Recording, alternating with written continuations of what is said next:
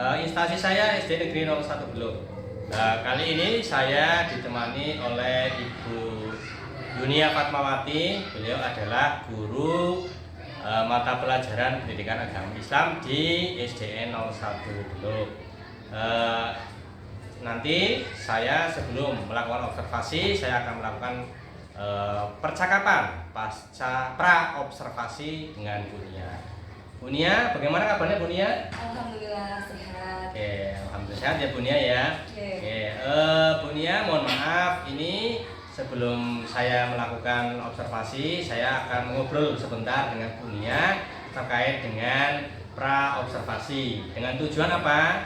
Tujuan pra-observasi ini adalah untuk mengetahui bagaimana jalannya proses pembelajaran yang akan Bu Nia lakukan, kemudian sebagai persiapan awal sebelum nantinya Bu Nia melakukan pembelajaran di sekolah atau di kelas ya, agar lebih percaya diri dan lebih siap lagi sehingga memberikan pembelajaran yang terbaik untuk murid, begitu nggak Bu Nia? Boleh ya Bu Nia ya? Boleh. Oke.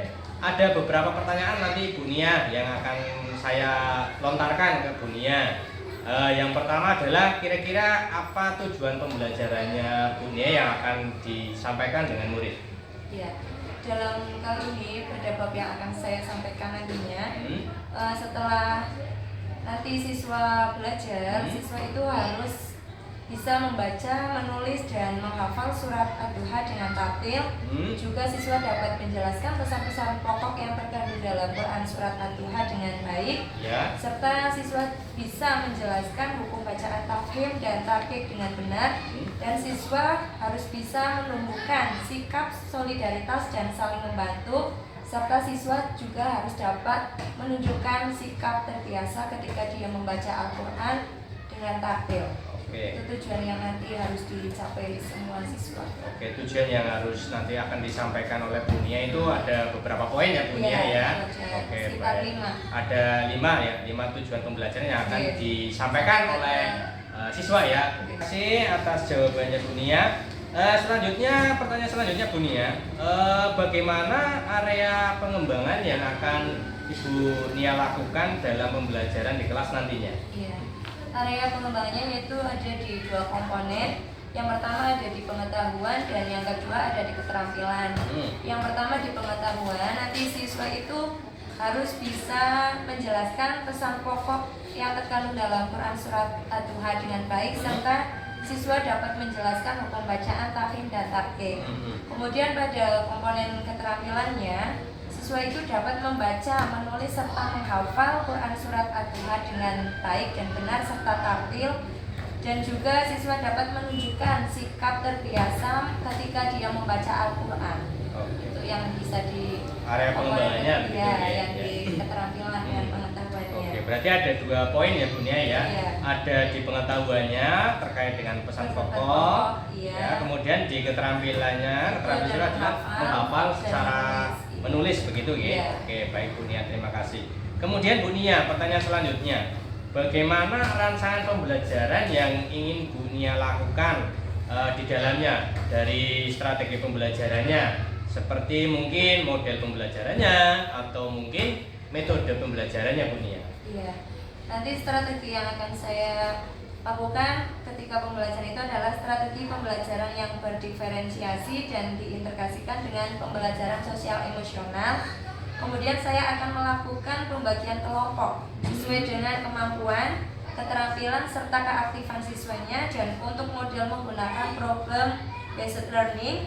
Untuk metodenya didiskusikan kelompok, tanya jawab, dan penugasan pada siswa. Oke, jadi untuk Bu Nia akan melakukan pembelajaran berdiferensiasi gitu ya, dengan diintegrasikan dengan sosial emosional yang ada di kelasnya begitu. Oke, baik Bu Nia. Kemudian kira-kira Bu Nia, untuk media pembelajarannya sendiri itu Bu Nia akan menggunakan media yang bagaimana Bu Nia? Untuk medianya saya rencananya menggunakan PowerPoint, kemudian LKPD, lembar kerja peserta didik, serta menggunakan laptop. Oke, baik Bu Nia. Jadi nanti yang akan Bu Nia gunakan ya medianya adalah PowerPoint, kemudian LKPD dan laptop. Oke, baik Ibu Nia. Kemudian kira-kira kapan Bu Nia akan melakukan pembelajaran tersebut dan di kelas berapa Bu Nia? Oh iya, kalau ini rencananya masuk di kelas 6. Oh, kelas 6. Hari Selasa itu dijadwalkan di kelas 6 pada jam ke-5 dan ke-7. Oke, berarti nanti akan dilakukan di kelas 6 di jam ke-5 dan ke-7 hari Selasa begitu ya Bu Nia. Oke, baik Bu Nia. Terima kasih Bu Nia atas percakapannya. Jadi nanti setelah pra observasi ini saya akan melakukan observasi di kelasnya Bu Nia. Boleh ya? Boleh. Selanjutnya setelah observasi saya di situ akan mencatat hal-hal kegiatan-kegiatan yang dilakukan oleh Bu Nia di dalam kelas. Kemudian setelah observasi nanti ada kegiatan pasca observasi, gitu ya Bu Nia ya. Saya harapkan nanti untuk kedepannya Bu Nia membolehkan saya dan bisa bekerjasama gitu ya Bu Nia ya. Oke, baik. Dari percakapan kita sebelum observasi ini kira-kira apa yang Bu Nia dapatkan? Iya. Dari percakapan ini saya mendapatkan beberapa gambaran apa yang akan saya gunakan nantinya ketika pembelajaran di kelas 6, dan saya harus mempersiapkan beberapa medianya yang untuk pembelajaran nanti di kelas 6. Baik Bu Nia. Berarti Bu Nia mendapatkan gambaran gitu ya, persiapan untuk pembelajaran yang akan dilakukan Bu Nia. Gitu. Baik, terima kasih Bu Nia. Semoga nanti pembelajarannya Bu Nia di hari Selasa itu lancar, kemudian bisa bermakna kepada murid gitu. Terima kasih Bu Nia. Baik, terima kasih untuk kegiatan pra observasi yang saya lakukan dengan Bu Nia selaku guru pendidikan agama Islam sudah selesai. Terima kasih. Wassalamualaikum warahmatullahi wabarakatuh. Terima kasih Bu Nia. Assalamualaikum warahmatullahi wabarakatuh. Waalaikumsalam warahmatullahi wabarakatuh. Ya, sebelum mengawali pelajaran hari ini, mari kita berdoa bersama dulu. Berdoa mulai.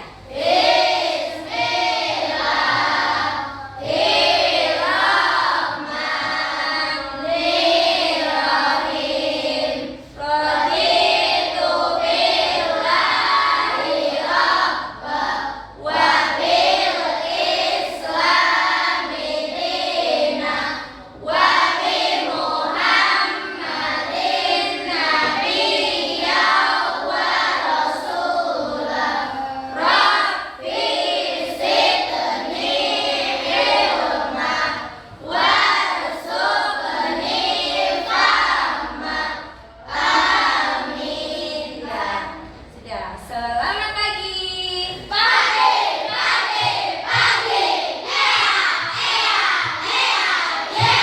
Ya, apa kabar semuanya?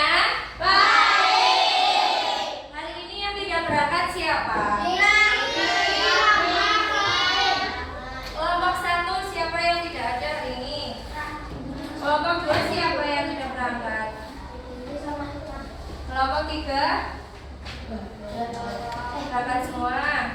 Kelompok 4, kelompok 5, kelompok 6 asal.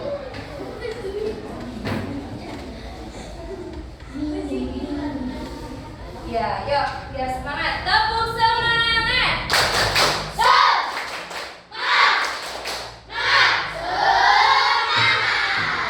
Hari ini kita akan belajar pelajaran yang buruk, pendidikan agama Islam dan budi pekerti.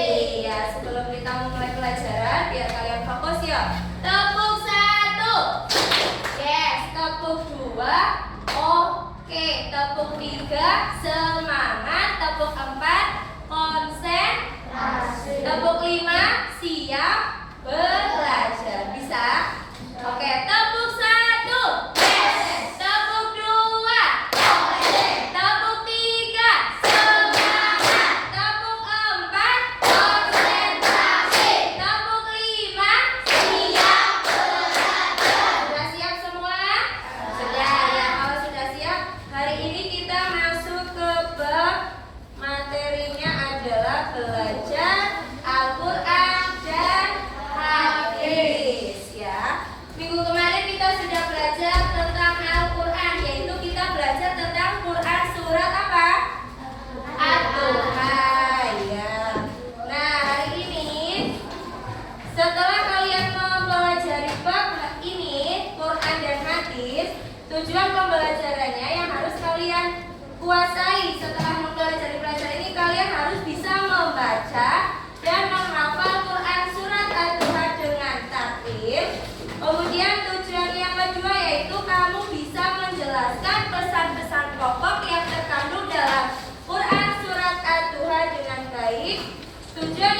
ketiga yaitu kamu bisa menjelaskan bacaan tak. Yang kelima, kamu juga harus bisa menunjukkan sikap terbiasa membaca Al-Quran dengan tartil. Ya, sekarang masuk ke Al-Quran dan hadis. Hari ini kita belajar tentang hadis, keutamaan memberi. Di sini siapa yang suka memberi? Memberi? Ada yang suka memberi? Apa sukanya menerima? Iya, memberi jajan boleh. Ada yang sukanya menerima? Iya. Ya, hadis, ada yang tahu arti hadis? Hadis itu apa ya? Ayo, hadis boleh? Boleh baca. Hadis apa? Ada yang tahu hadis? Hadis. Nah, al-hadis disebut juga sebagai as-sunnah.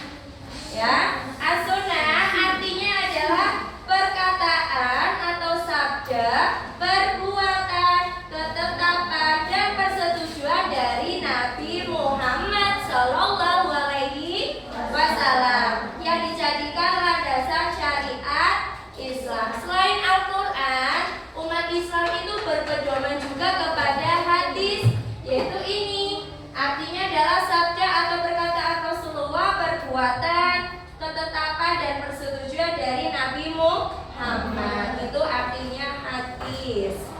Lanjut.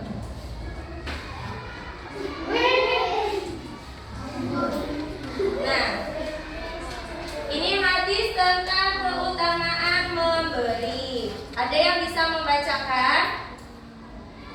Yo, siapa yang berani membaca? An Ibnu Umar anna Rasulullah sallallahu alaihi wasallam qala al-yadu ulya khairum minal yadi sufla falyadul ulya hiya mufiqatu wa sufla hiya sa'ilatu. Artinya apa? Dari Ibnu Umar radhiyallahu an, sesungguhnya Rasulullah sallallahu alaihi wasallam telah bersabda, tangan di atas itu lebih baik daripada tangan di bawah. Iya, artinya apa? Tangan yang di atas itu ialah orang yang suka memberi. Nah, tangan yang di bawah adalah orang yang suka menerima. Jadi tangan yang di atas itu lebih baik daripada tangan yang di bawah. Artinya apa? Memberi itu adalah suatu hal yang baik dan juga dianjurkan dalam Islam. Nah, memberi dalam ajaran Islam ini dikelompokkan menjadi 4. Ada sedekah, ada jariah, dan juga ada hibah serta ada hadiah. Yang pertama sedekah.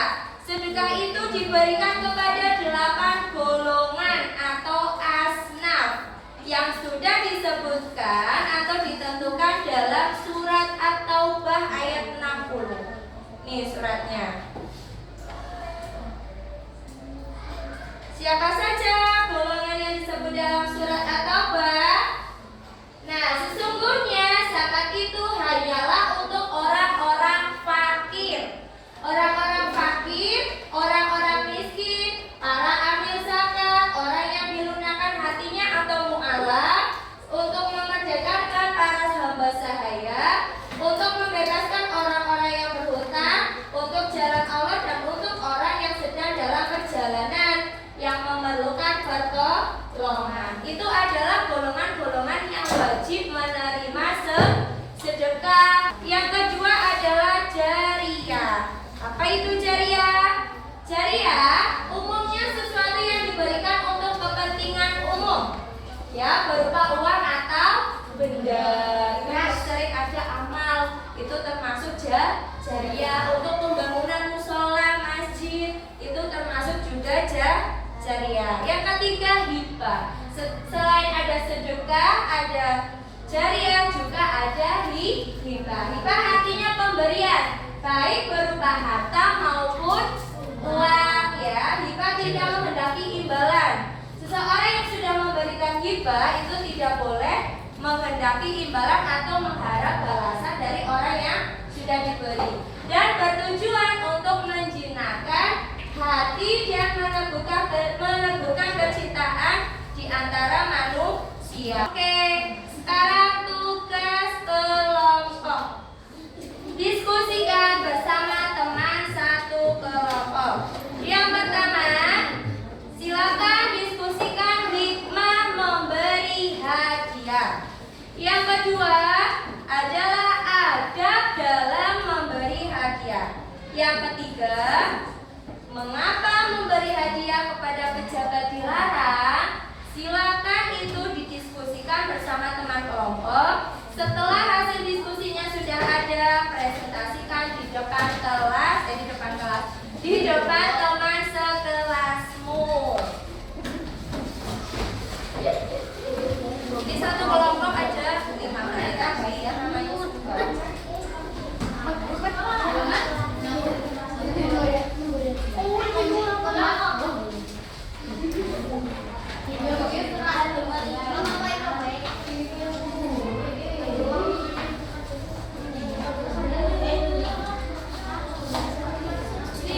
Ya, yang pertama diskusikan tentang hikmah memberi hadiah.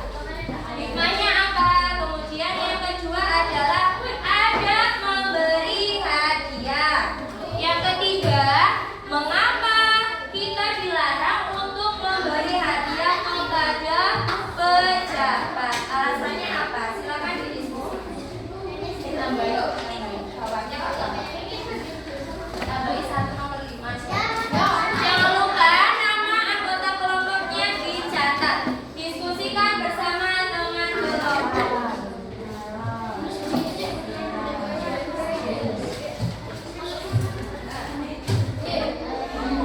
Nama panjang nggak apa-apa, nama pendek ya?